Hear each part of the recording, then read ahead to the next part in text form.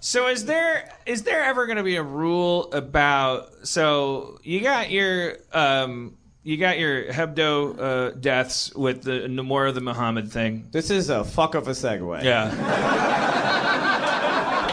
And so this isn't the first time it's happened, and it's like this thing keeps coming up where it's like, okay, so some people get really upset about the fact that, for instance, okay, so these guys are a cartoon made them hurt people, and that obviously makes them the bad guy. But then why CNN? Well, you're doing the story, and then you hold up the cartoon. Is it blurred out? And then there's other people, and because I don't want to jump on that bandwagon and go, well, but wait a minute, you're watching CNN. What are you, a big fan of, like, overriding all societal, like, taboo? Because otherwise there would just be, you know what a corporation would put on TV to make you keep watching? It would just be a big dick with toothpaste coming out of it. Like, they would if you didn't give a fuck, they wouldn't give a fuck. There would just be Twinkies and fucking tits on the TV, and they would. Go back to the dick with toothpaste coming out. I backed off of that because that's a pitch that I'm trying to sell. Okay. Well, what kind of toothpaste did you guys see? Did you guys see striped, red and white? Did you guys see sparkly, bubblegum, like kid toothpaste? Red and white stripes would be gross. Right, that's crazy. I want to...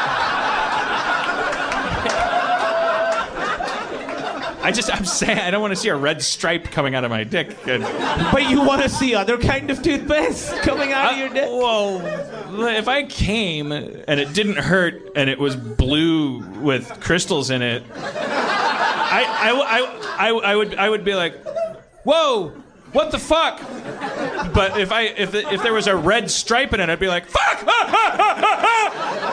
And there's a difference. You don't think the crystals are gonna hurt the inside of your urethra? So naive. I just said it didn't hurt. That's why I prefaced it with not hurting. I did say that.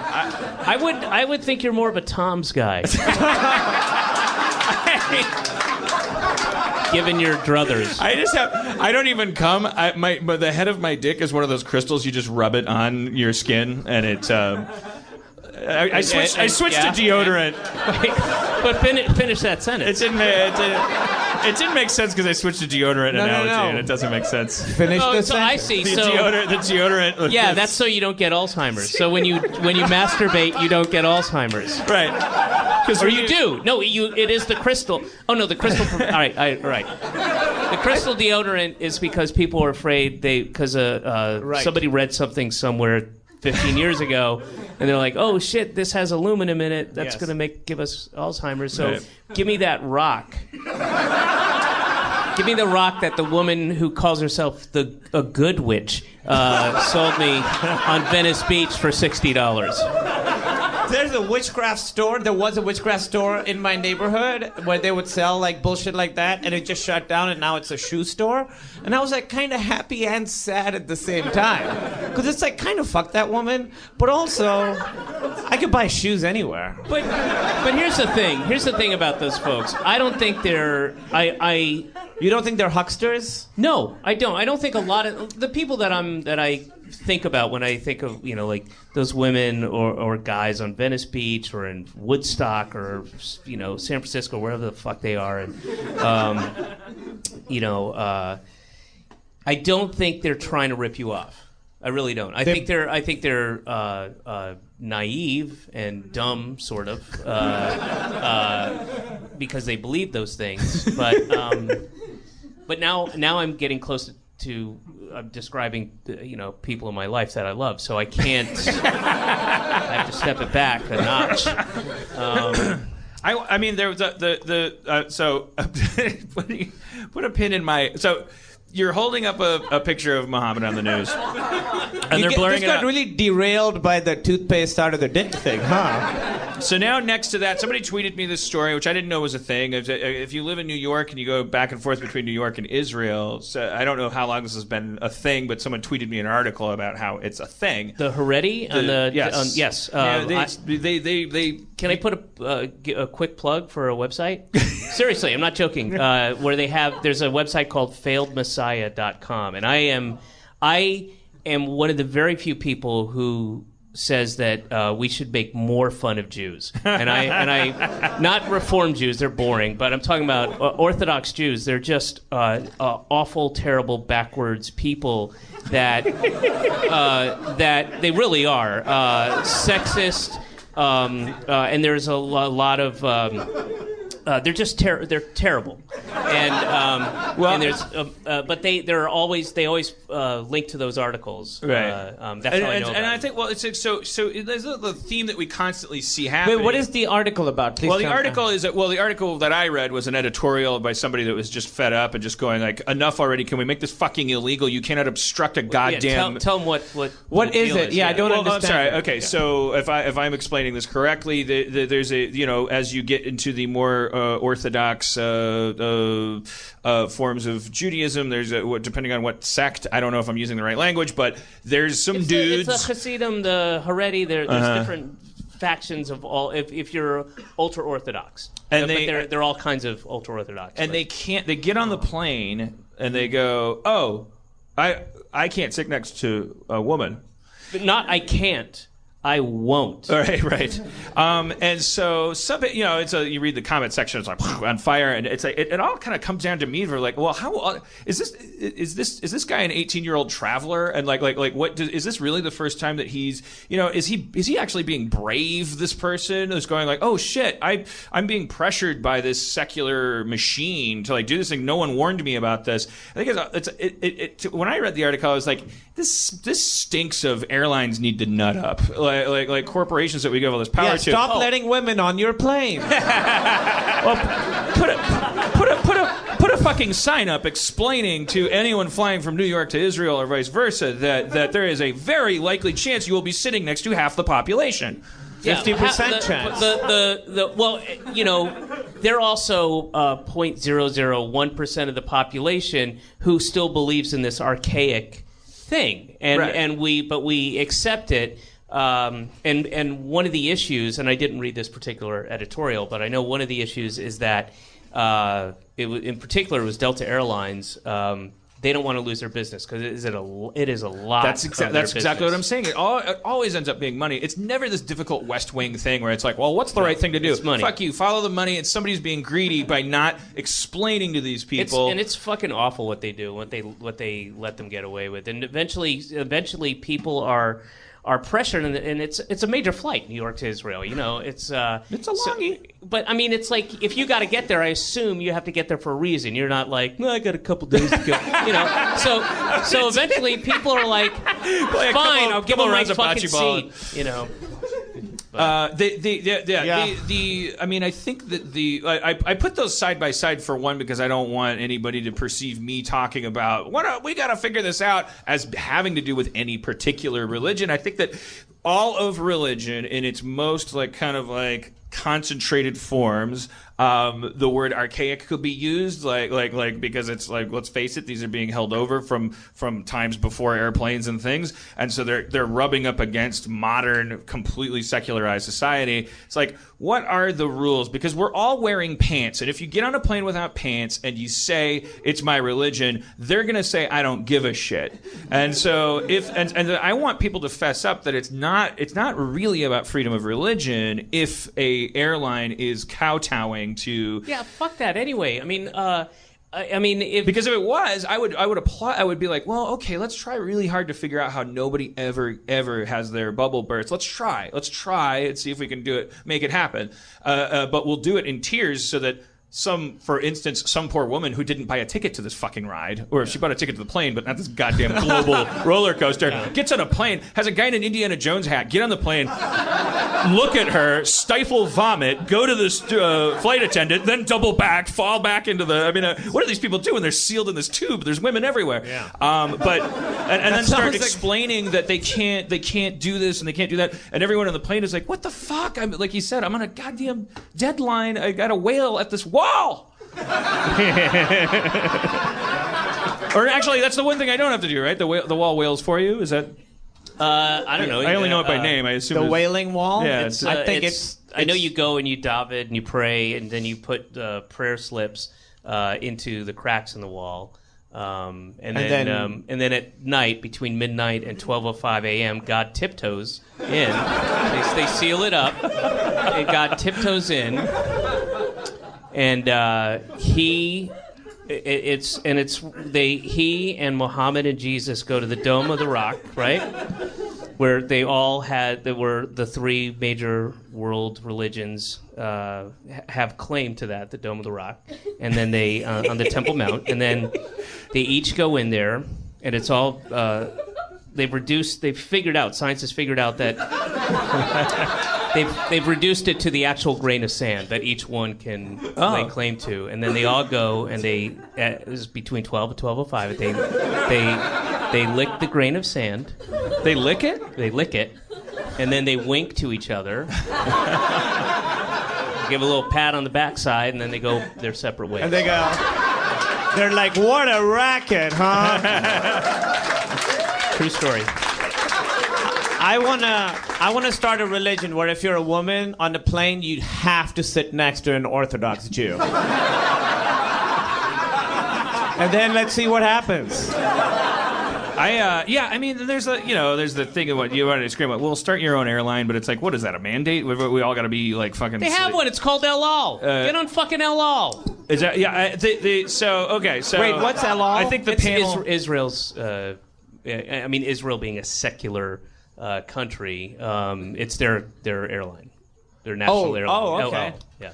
Okay. And so if this is a hugely important question that what did they do on that airline? They must be no strangers to this concept. So they must have a speedy way of dealing with it. What is that? I don't know. I've never been on that flight, nor would I ever. I know. It was really? It was more of a rhetorical question. I'm saying like this is the question that needs to be asked. Like, well, okay, what do the experts do that are in charge of both expedient aviation and not offending? Here's the core of what bothers me about this situation: is they have the ability, because they buy their tickets in blocks and they travel together in groups, they have the ability to buy seats around them or make sure that they're all sitting next to each other and not delay the flight. But they truly don't care. And part of the reason they don't care is because they are led to believe that they are pure and they are better than everyone on that plane who's not an Orthodox Jew. They're better. God views them as better people. Those other people are not worthy. And so they don't even care. That's part of the mindset that bothers me. You think like they know in advance. They're like, well, we're gonna get on the plane. There's gonna be some chicks, and we're gonna have to. Of course they do. We're gonna hold everybody up. That's pretty insidious. I mean, it's like your religion They could take a simple action to. Not to protect their own little corner of the world. I mean, and also like to Amish, be a decent human being amongst other human beings in a live and let live way. To be accommodating, to be polite, to have a civil discourse. They could do that should they want, but they don't. Yeah, I think, and they don't care to. I think that there's something like I'll move off of this hot oven with this. I just think this conversation confirms my thought. Like I'm more prone to. I mean, Kumail was raised a Muslim, but is not practicing. Is that accurate?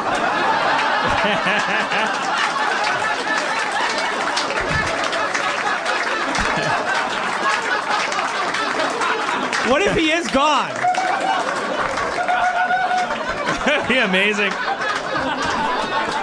I like the idea of someone who's like so against Orthodox Judaism, but must have come on. No, it's a razor thin wire this guy walks theologically. There actually is a razor thin wire in Islam where that's how you get to heaven. Is like you have to cross a razor thin wire, and if you fall down, you go to hell. That's actually true. That's so weird because that makes sense scientifically. That I get. That I understand.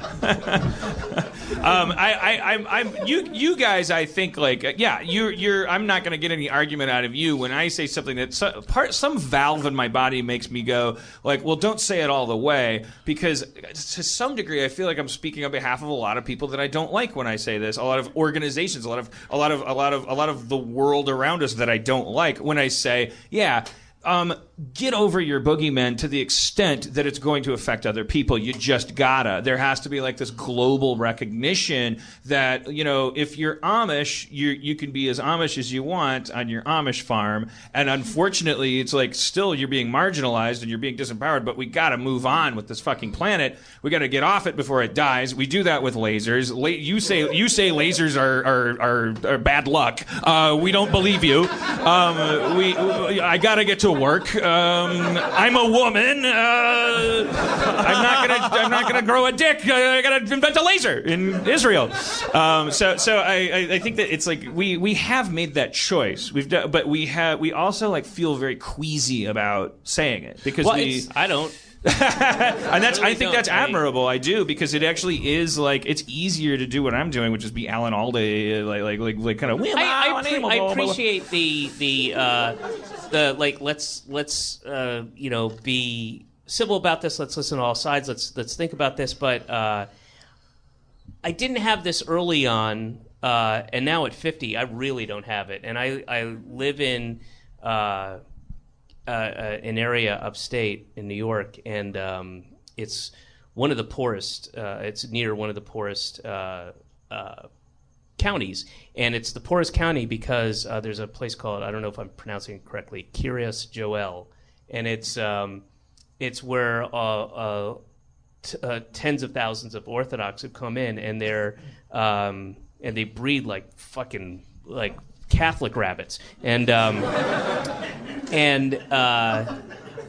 they're sapping the public services and the monies that are and they're like 9 to a room in public housing, and they have their own they won't let like police on. I mean, it's crazy, and I wish I had more solid anecdotal stuff, but they're really rude. Like if you ever have an interaction with them, they're really rude, and they will not acknowledge you. And if God forbid, you're a woman and you hold the door open for them, like in a market or something, they just won't even acknowledge you. And that's the big deal breaker. It's like half the population is women. Women's rights is like that's what they do. Their own women is criminal. Right. That shit is criminal. And that's I think going to be finally the interesting thing about it is that women who we freed slaves and let them vote before we finally somehow begrudgingly found it in ourselves to say that women could partake in society. If you've watched any of the Real Housewives shows, there's a point that it's valid. Like, and a lot of the slaves had dicks, which is where the voting power comes from. So. But it'll be amazing the fact that women are actually like kind of like this weird shield/weapon that is the final like decision maker in the battle that's very difficult to have between there's 8 billion of us now. Are we gonna keep entertaining this notion that every single fucking conception gets to have its own barbed wire fence around it, protected by every goddamn thing?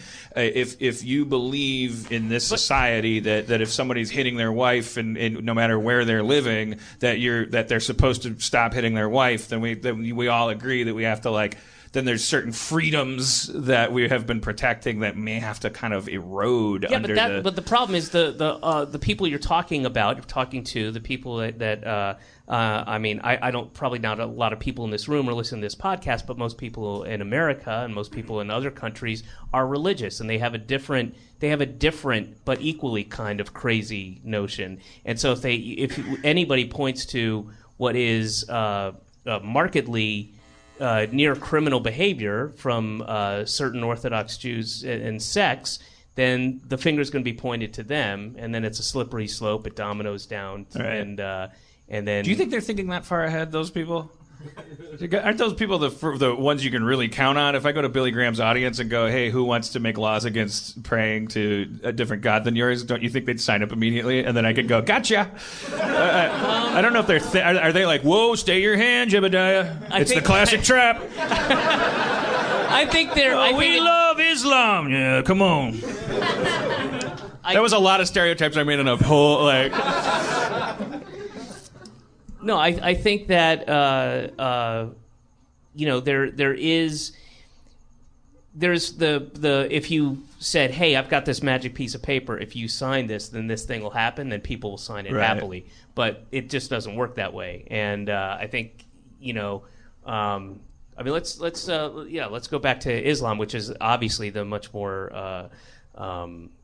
Be very careful. It's the more.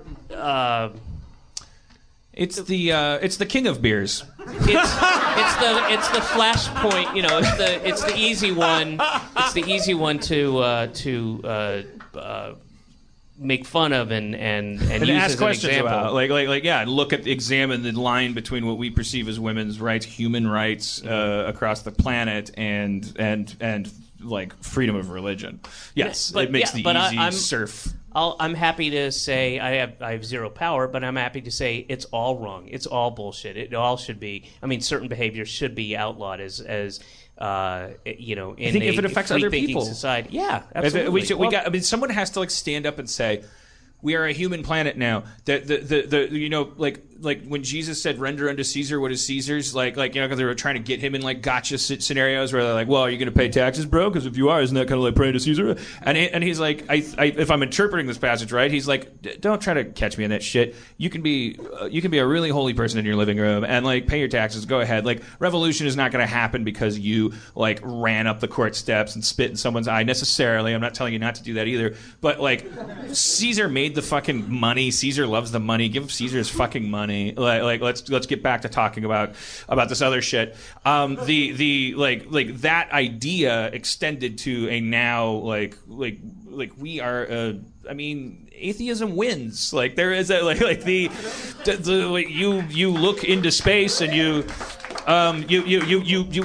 we need to continue to have a relationship with the fact that we're psycho monkeys that don't know what we're doing. Right, but I want to go back to something you said before I was even brought up here, and you were talking about gay rights, and you were talking about why would straight homophobic men not allow gay marriage, and if by proxy just tolerate homosexuals in society. And I think the answer, I don't know, I've got no scientific basis in this, but those are people with some form of religious training. Right, that's what I was saying, exactly. I don't think, I don't wear my atheism on my sleeve if I do a show like this, which I don't do that often. I'm happy to mention it. If you get me in a bar or a pub and we've got a couple pints, I'll fucking scream to the rafters. But I don't belong to an atheist society. I'm not a spokesman. I firmly, vehemently believe in my belief. There's no belief, dude. You just fucked yourself with your words. I imagine an Orthodox Jew saying that to you in that voice. Yeah, he just converted. Yeah, but he's in it to win it. But no, one of the things that makes me proud to be an atheist is oddly enough, because those people can't understand it, is I am tolerant. I'm not tolerant of people who aren't intolerant, right. But I don't know of any atheists who go, man, fucking fags really weird me out. I think gays shouldn't be allowed to marry. I think it's wrong. I think it goes against everything that's natural. It's like, well, who taught you that? Who told you that? Me. You just don't. Atheists don't do that. That's a really, really. I'm sure that point's been pounded at me a lot, but it just sunk in. That is a huge, just very anecdotal but powerful example in favor of atheisms, like evangelism. Which my pet peeve is evangelical atheists, zealots who They don't. I don't like them either. They're not Part just of what defending turns me off, women from being abused under the guise of religion. They're bothering to say, and that's why if you're in Kmart and you think that if you genuflect you might get a better lottery pick, you're an asshole and should die. It's kind of like you don't need to. Let's clean up the living room one potted plant at a time. I mean, I agree with a lot of what you guys are saying, but also, like, there's a lot of people who are very religious who are doing the right kinds of things and that they're not infringing on other people's rights. And it's whatever you believe that gets you through the day. If you think it's rubbing a stone in your armpit will stop it from sweating and not give you Alzheimer's, or that there's a God that's watching out for you. Well, also, there's so much beautiful human mythology arriving out of the core need for it, which is that when you become a conscious mammal, before you have a microscope to tell you anything, and by the way, what you find under the microscope ain't that heartening, but before you even have that, it is a fucked up thing to realize as a mammal that you are alive and that you're going to die. And 6 million years before, well, okay, that's going back a little far. 3 million years before you get to be somewhat comforted by the fact that milk can be pasteurized, like you're alone in a dark world that basically, on the fundamental level, still to this day, fucks you up in the same way, which is like, I'm like, well, I start to love my wife. Like I was holding her hand in couples therapy, and the therapist was asking me what I think about when I hold her hand, and I burst into tears and said, I think about the fact that one of us is going to die. And that's existence, and that is something that we use mythology with which to cope with. Well, this is what we were talking about earlier today, right? You and I, we were like, nothing really means anything. If you look at how insignificant we are in the universe, nothing we do means anything. We lie to ourselves. We tell us that we do podcasts, and that's important, and we make movies and TV shows, and that's how we get through the day. And that's the lies we tell ourselves, and then some people tell different lies. As long as they don't infringe on my lies, that's fine. And the cancer comes in when when you say you're not allowed to say lies. Right. You can't say that. What do you mean it's a lie? That's where the problem starts. As Joseph Campbell said, like when religion loses its transparency, when it becomes opaque, when you start looking at a stained glass window like it's like a thing that has a use, instead of just looking at it like this is a neat way to frame something we don't understand and couldn't otherwise see unless it was decorated with this fun, fucking flimsy, transparent shit. Like it's in this dance we do. Like when we're shooting people because our religion has rules, that should be your first indication, in my opinion, that is not a religion. You are not practicing a religion. You are practicing something much more real than religion. Religion's bottle says there should not be bullets involved because that's politics. Politics bottle says buy bullets. It comes with bullets in the bottle. I think you're wrong. I wish that was true, but I think religion is bullets. I think religion has become bullets, but maybe we could both agree that politics is the one that exploits that aspect of religion and keeps it going, whereas religion could be your lucky rabbit foot. Power maybe. But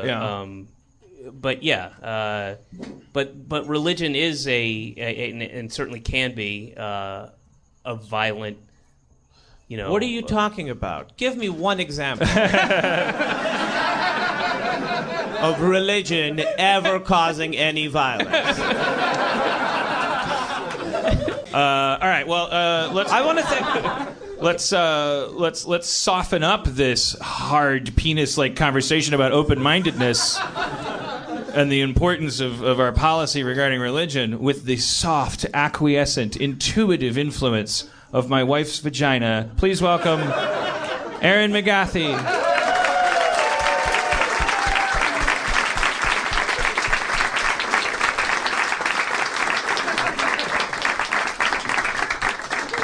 Can you feel it? Oh, yeah. The vibrations of my vagina? Any thoughts, sweetie? You've been listening. I love it. I feel like you haven't been listening. I mean, just the thing when he said you just, so good. I remember when I was first dating Aaron, we went back to my place and you insisted on playing a 10-minute like David Cross bit about gold foil being used on desserts. And we just sat and listened to it like we were like we were listening to the Grateful Dead or something. And I think it was like a little test, right? Like if I had gone, I don't know, gold foil is pretty cool on desserts. Like you would have dumped me. My dad is a Baptist minister, and when I was in college, I cleaned houses. And the thing that I listened to over and over again was "Shut Up, You Fucking Baby," your 2002 album, which I wasn't going to mention. I was going to be real cool and not say that I was a big fan. But I feel very empowered by David Cross's atheism, and not like challenged by it. I mean, 2002, I was 18 years old, 17 years old. I feel like an idiot, but I've never connected those dots. There are very like 11. Like atheism has a harder work to do to connect to things like misogyny and homophobia. That's the hard thing is like religion. You have to buy into all this crazy shit. All right, what do I get in return? You get to go to heaven, and it's rivers of milk and all the babes you can fuck, and that's the promise of religion, right? Atheism is like, this is all there is, but we can have fun, and it'll make sense, and then you die and everything goes away. I feel very empowered by, like, I wouldn't consider myself an atheist, but I feel very empowered by humanism and, like, the way that you talk about atheism in that way, the way that you approach it. It doesn't feel hateful. Well, that's good. Because I've certainly been accused of the opposite. I always feel like the most attractive thing about atheism is the same reason why I don't bother quite to go all the way over to it, which is it's the edge of the pool. It is the real thing that is there to hold you up and keep you from drowning. And in the meantime, I'm like, I'm gonna try to dog paddle. I like the holidays, but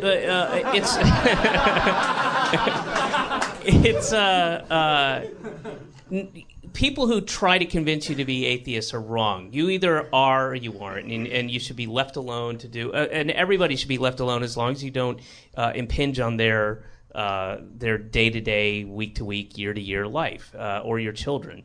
And that's why, like you were saying, I really can't stand those proselytizing atheists. And it's annoying. It's off-putting, and you are or you aren't. You don't. It's not like a big struggle, and if it is, God bless you on your on your journey. But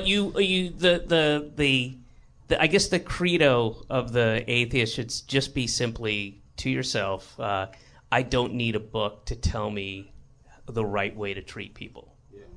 But what happens to your skin, like when you say you're atheist, like to the world? Like what happens? Well, I'm dark-skinned. I'm Jew, so. I used to be white, then I became super atheist. And then this happened. I will say, I won't say that I'm atheist or not, because some people would have a weird reaction to it, and I want to be careful. But for me, if you do a thought experiment and you're like, there's no religion, it's atheism, and then you look at the world from a purely atheist perspective, that is the world that makes the most sense to me. Like, just scientifically, from the things we understand and know, that's the version that seems to make the most sense. Except that the human eye is so complicated. Kidding. Kidding. Right. You're saying that a windstorm could come through an airplane. What is the thing? Or airport? No, it's what's the anti-atheist thing? It's a there's like a scattered graveyard of airport parts in this story. And, God! And then the idea that the wind would come and then it would just magically create this. They use logic to try to prove their religion, and they go like, well, "How come when I open peanut butter, there's no ants in it?" Right? What? Who told you that would? Well, the plane thing doesn't make sense because it's evolution. So there were millions of other planes that didn't get made, and they're just weighing on a seat. You can tell us that. We want you to know you don't have to. Like, I'm like marveling at those guys are like, look, doesn't it seem like the banana was meant to fit in a hand? Atheist worst nightmare. Yeah. They have videos like that. And there's a guy that like takes you through the banana. The added irony, by the way, forget the fact that monkeys came after bananas. But just just the added irony that the banana he's holding is the result of a post-human genetic experiment. Like, there's no banana that ever looked like that before we invented fucking DNA manipulation. He's like, look, it's a whole fruit that's a handle. That means there's a god. And the extra irony is he keeps demonstrating how to eat the banana and how natural it is. So he just like, it looks so, I'm sure it's his nightmare how gay he looks. He's got this spray on tan and he's like, I need you to go like this. Isn't this great? Isn't this great? And the guy next to him's like, yeah, that's great. Those atheists are really crying right now. Anything shaped like this is God's answer. Put it in your mouth. Now, put it in your mouth. And there's like, my favorite thing is when people get upset, then when they get insulted at the notion that of evolution, when they're trying to say that we came from monkeys. We didn't come. They're not saying like your dad fucked a monkey. We're like, yeah. How come if you stay at the zoo long enough, you don't see a person all of a sudden going, "Let me out of here"? Yeah. Why doesn't that ever happen? We've had zoos for 700 years. Seriously, watch Planet of the Apes backwards. That'll explain everything. There was this. I read that this school had this creation science fair, and the person who came in the first place put like glass jar, put sand and rocks inside it, and sealed it. And a couple of weeks later, nothing had evolved, so evolution disproved. But I thought it'd be so awesome if they pulled it out and there's like a little giraffe in there. Fuck. Well, the crazy thing is that the scientific version of what we're talking about, almost disturbing, like Oparin's hypothesis was like didn't Oparin like take a tank full of like primordial kind of like shit that would exist in the beginning when and put electric currents through it to simulate like lightning and simulated like the real jar of peanut butter that would have a giraffe in it, and the actual scientific giraffe did like come out of nowhere. Wait, is this the guy from the 20s though? Yeah, I think. Wait, who's discredited though? Because they couldn't find. He lost all his a place caught on fire. One of his labs or something. That was the frog guy. I think I know you're. That's what I'm thinking of. Yeah, I wonder if that's the same guy. I really thought you said Oprah's hypothesis. Welcome to my new science podcast. We should look this up later. If you're joining us, you're on a device that gives you more information than we have. But we're just going to talk about it. But yeah, I remember learning in high school, Oparin's hypothesis is locked in my head is like, holy shit, there's a certain kind of like amount of shit. It wasn't like a giraffe. It wasn't even a cell or even a strand of RNA, but it was like an amino acid or a protein or something like spontaneously assembled itself. So it was like non-living to living is basically what you're saying? Is that what it is? No, not non-living to living, but non-living to building block of future living kind of stuff. Sure. But as David says, you should probably check in if the last science fact you know is from high school and you're 42 years old. That should probably. It's a lot. There's different number of planets in my solar system since when I went to high school. So David, I know you graciously got off a plane and came over here, so we don't want to keep you. But are there any? I don't know.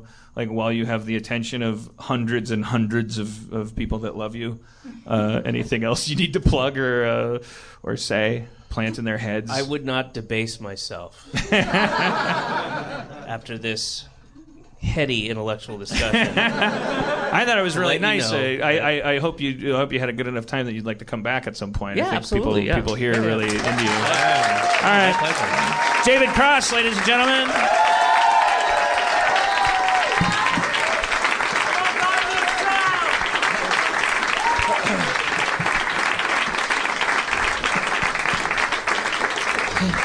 Dan. I sat right next to him like a weirdo. I miss him.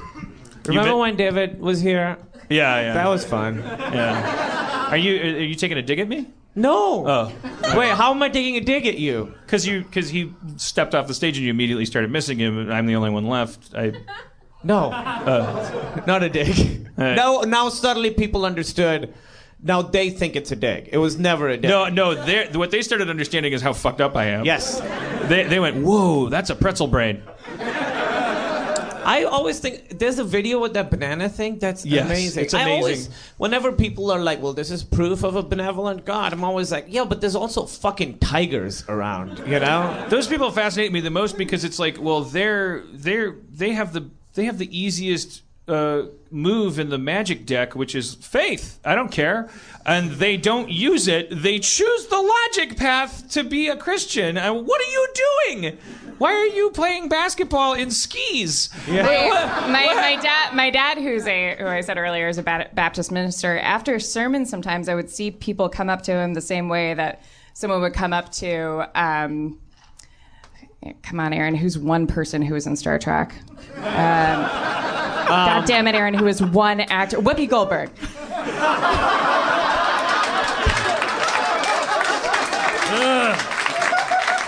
Cradle robber. Wait, why didn't you want to say a Star Trek person? Because it's analogous to people who come up to actors in Star Trek and say like, hey, like I was just thinking about it and this could actually happen because I did the math and you guys got to this planet at this certain speed. And in the same way to my dad after sermons, a guy would be like, yeah, I took all the B's out of Genesis and I added them together and that number is the same number of days that Noah had lunch with Sarah, and so like this stuff is totally real, and my dad would be like, all right. Well, yeah, you can find patterns wherever. And Yeah. That's what I love about your dad. I don't know if I told like one of the things when I was like, okay, this is my father-in-law. I just have to marry his daughter still. When you told me about how he's a Navy chaplain, but like one of his Navy seamen. I don't want to call someone a seaman unless I absolutely know that I'm supposed to. They call them the Jizz Boys. One of his Jizz Boys. And one of his Jizz Boys. That's what my dad said. Is that one of the guys within his flock was a Scientologist, and so he had he went out and bought Scientology books. He's a Baptist preacher. He's fine with gay marriage. He has to go up against his own congregation sometimes and the powers that be above him. But in addition to that, he knows that his role is to like these are soldiers and they're in a time of crisis no matter what. And like my job is to be there for any kind of like emergency I need spiritually, and like he read Scientology books so that in a pinch, if somebody the one Scientologist aboard got his pinky stuck in a cannon door, he'd be like, "Oh, Mixoplix, please help me!" And your dad would be like, "I know what he means." Mixoplix, dookies doo. Yeah, my dad also carries a wand. Some of you Scientologists in the audience may have been offended by my depiction of your religion.